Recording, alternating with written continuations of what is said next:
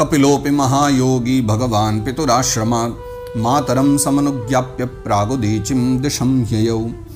कर्दम मुनि मैत्रेय मुनि कहते हैं कि हे विदुर जी महाराज, महायोगी भगवान जो कपिल हैं वो भी माता की आज्ञा लेकर जो है पिता के आश्रम से ईशान कोण की ओर चले गए।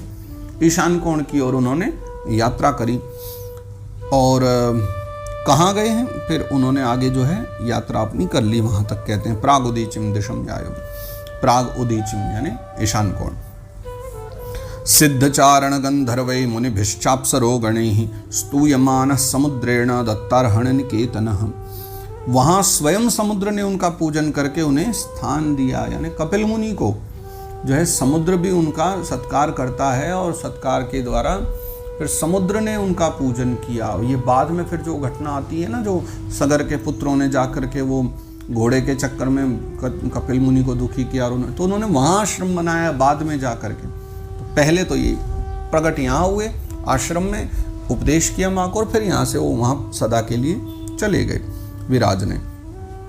तो समुद्र ने स्वयं उनका पूजन किया, उन्हें स्थान दिया, और वे तीनों लोगों को शांति प्रदान करने के लिए योग मार्ग का अवलंबन करके समाधि में स्थित हो गए कि चलो अब यहीं समाधि की जाए। आस्ते योग समास्थाय सांख्याचार्यैरभिष्टुतः त्रयाणामपि लोकानाम उपशांत्यै समाहितः। सिद्ध, चारण, गंधर्व, मुनि, अप्सरा सब उनकी स्तुति करते हैं, और सांख्याचार्य गण जो हैं, अन्य जो सांख्य के आचार्य हैं, वो भी उनका स्तवन करते रहते हैं। मतलब आज भी करते रहते हैं। जो सांख्याचार्य आदि हैं वो तो कपिल मुनि का सभी स्तवन करते हैं, उनको प्रणाम करते हैं। एतन्निगतितं तात यत्पृष्टोऽहं तवानग कपिलस्य च संवादो देवहूत्याश्च पावनः। तो हे निष्पाप विदुर, तुम्हारे पूछने पर जो है मैंने तुम्हें यह भगवान कपिल और देवहूति का परम पवित्र संवाद सुना दिया। एतन निगतितम तात, हे तात विदुर, एतन निगतितम मैंने तुमसे कह दिया। क्या? यत पृष्ठो हम तवानग, हे अनग, हे निष्पाप, तुमने जो पूछा था सो मैंने बतला दिया। क्या? कपिलस्य च संवादो देवहूत्यास्य पावना, कपिल देवहूति का संवाद और देवहूति का वह पावन चरित्र जो था मैंने सब तुमको सुना दिया है। अब देखो इसकी भी फलश्रुति एक अध्याय में कह देते हैं। य इदम अनुशृणोति यो विदत्ते कपिल मुनेर्मतमात्म योग गुह्यम भगवती कृतधि सुपर्णकेता वुपलभते भगवत पदारविंदम। तो यह कपिल देव जी का, यानी यह इदम अनुशृणोति यो विदत्ते, कपिल देव जी का मत जो है ना वो अध्यात्म योग का गूढ़ रहस्य, यानी जो सांख्य की चर्चा है या तत्व की चर्चा है, बहुत अध्यात्म योग का गूढ़ रहस्य है। तो जो पुरुष इसका श्रवण या वर्णन करता है, यानी मैं गा रहा हूँ आप सुन रहे हो, दोनों लोगों के लिए कहा है, वह भगवान गरुड़ ध्वज की भक्ति से युक्त होकर शीघ्र ही, यानी भगवती कृतधि सुपर्ण केता, सुपर्ण यानी गरुड़ जी, तो वह भगवान गरुड़ ध्वज की भक्ति से युक्त होकर के शीघ्र ही भगवान श्री हरि के चरणारविंदों को प्राप्त कर लेता है। देवहूति कर्दम जी का चरित्र और भगवान कपिल के द्वारा दिया गया उपदेश, यह जो पूरा तृतीय स्कंद का एक चरित्र है, इसको जो व्यक्ति श्रवण करता है प्रेम पूर्वक, तो भगवान श्री हरि के चरणार कमल विंदों की उसको प्राप्ति होती है। और इतना कहते हुए तृतीय स्कंद को यहाँ विश्राम दिया है। 33वां अध्याय तृतीय स्कंद का यहाँ विश्राम होता है, और इसी के साथ तृतीय स्कंद भी विश्राम लेता है।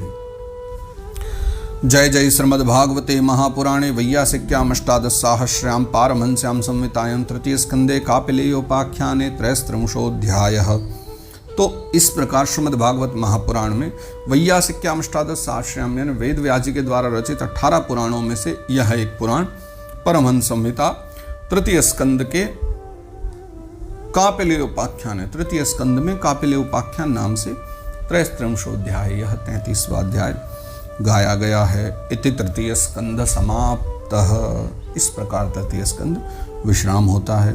हरि ओम तत्सत, हरि ओम तत्सत, हरि ओम तत्सत। आओ आज तृतीय स्कंद को विश्राम दे, और प्रत्येक अध्याय के विश्राम के साथ मैं सदा यही कहा करता हूँ आपसे कि कल हम फिर दूसरे अगले अध्याय की चर्चा करेंगे, पर आज मैं ऐसा नहीं कहने वाला हूँ, क्योंकि अगर आप लोग थोड़ा ध्यान से देख पा रहे हो तो आज आप जो भाग सुन रहे होंगे वो 365वां भाग होगा। जिसका अर्थ ये होता है कि हमारा 1 वर्ष पूर्ण हो चुका है भागवत यात्रा का। बिना नागा किए, बिना रुके, बिना एक दिन भी छोड़े हमने पूरी 1 वर्ष की यात्रा करी है। बीच में मेरी तबीयत बिगड़ी, स्वास्थ्य भी बिगड़ा था, लेकिन मैंने फिर भी अपना नियम नहीं छोड़ा और हम नित्य निरंतर लगे रहे। तो पिछले वर्ष जून में जो कार्य हमने आरंभ किया 2024 में, 2025 के जून में आज हमारा 1 वर्ष वो भागवत यात्रा का पूर्ण हुआ और इस 1 वर्ष में हमने 3 स्कंदों की चर्चा करी। अब आप ये मत सोचिएगा कि कल वीडियो आप नहीं देख पाओगे, कल आपको कोई नोटिफिकेशन नहीं मिलेगा तो आप कथा ही नहीं सुन पाओगे, ऐसा नहीं है। बस हम एक परिवर्तन करने जा रहे हैं। आप देखते होंगे कि हम पूरा एक अध्याय बैठ करके रिकॉर्ड करते हैं और फिर उसमें थोड़ी थोड़ी एडिटिंग करके नित्य आप तक पहुंचाते हैं। तो 8 मिनट, 10 मिनट, 12 मिनट जैसा भी हो, आप नित्य थोड़ा थोड़ा सुनते हैं तो वो जो पूरा अध्याय है वो 6 से 7 दिन में आप तक पहुंच जाता है। अब हम थोड़ा परिवर्तन करने जा रहे हैं कि अब से आगे से हम पूरा एक अध्याय एक ही किसी दिन डालेंगे। वैसे मेरा विचार ये है कि रविवार को डाला जाए, क्योंकि रविवार के दिन प्रायः से लोगों को समय भी अधिक रहता है, थोड़ा छुट्टी आदि रहती है। तो अगर उस दिन भी लोग सब सुनना चाहें तो बड़ा उत्तम रहेगा। तो मेरा विचार है कि अब साप्ताहिक हम लोग ये वीडियो अपलोड किया करेंगे, तो जिसमें अब आपको छोटा छोटा भाग नहीं, अपितु एक पूरा अध्याय जो चतुर्थ स्कंद से आरंभ होगा, 1 अध्याय 2 अध्याय, तो पूरा अध्याय साप्ताहिक रूप से। तो हम प्रत्येक रविवार को पूरा अध्याय अपलोड किया करेंगे।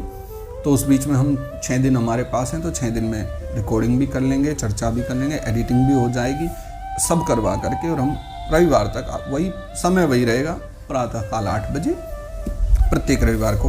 अभी आगामी जो रविवार को अभी तो मिले ना मिले आपको, लेकिन क्योंकि अभी कुछ समय हम थोड़ा विश्राम चाहते हैं, थोड़े दिन विश्राम लेकर के फिर दोबारा शुरू करेंगे, प्रारंभ करेंगे चतुर्थ स्कंद से। और जब करेंगे तो फिर प्रत्येक रविवार आपको प्रातः 8 बजे मिल जाया करेगा भागवत जी का एक अध्याय। तो वही 1-1.5 घंटे की जो भी रहा करेगी। छोटा अध्याय है तो 40 मिनट 45 मिनट, थोड़ा बड़ा अध्याय तो 1 घंटा 1.5 घंटा, या जैसा समय लग जाएगा, जितने श्लोक होंगे उसके अनुरूप। तो अब आगे की जो चर्चा है वो साप्ताहिक हुआ करेगी। और बस इसी भावना के साथ आज के सत्र को अब हम यहाँ विश्राम देते हैं। आप सब खूब आनंद से रहिए, प्रेम से रहिए, भगवत कथा सुनते रहिए।